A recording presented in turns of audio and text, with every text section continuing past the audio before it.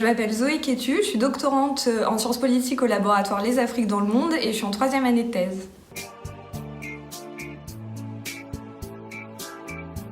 Alors comment j'en suis arrivée à travailler sur ce sujet? Eh bien, j'ai toujours eu un intérêt pour l'étude des dynamiques de marginalisation au sein des sociétés.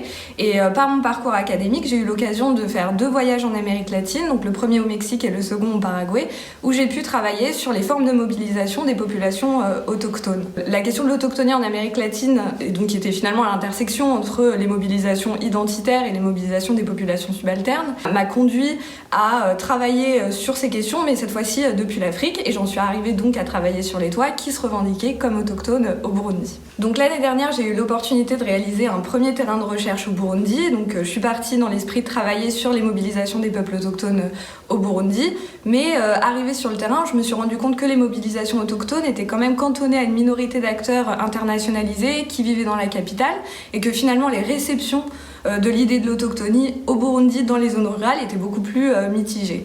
En fait, la diffusion de l'idée d'autochtonie a généré des conflits d'usage, des conflits de perception entre des acteurs qui étaient internationalisés et des acteurs qui étaient plus ruraux. Mais moi, j'avais envie de travailler pour donc faire le lien avec les dynamiques de marginalisation sur des acteurs ruraux qui étaient justement éloignés des principaux cercles de pouvoir et de décision. De retour en France, j'ai dû réorienter quelque peu ma problématique et je me suis progressivement tournée vers la question de l'ethnicité. Donc la question de l'ethnicité dans le champ de la littérature africaniste, bien c'est un gros sujet puisque les travaux dans la littérature africaniste ont largement montré que les revendications ethniques et les identités ethniques ont été à penser conjointement avec la diffusion des idéologies coloniales sur le continent africain.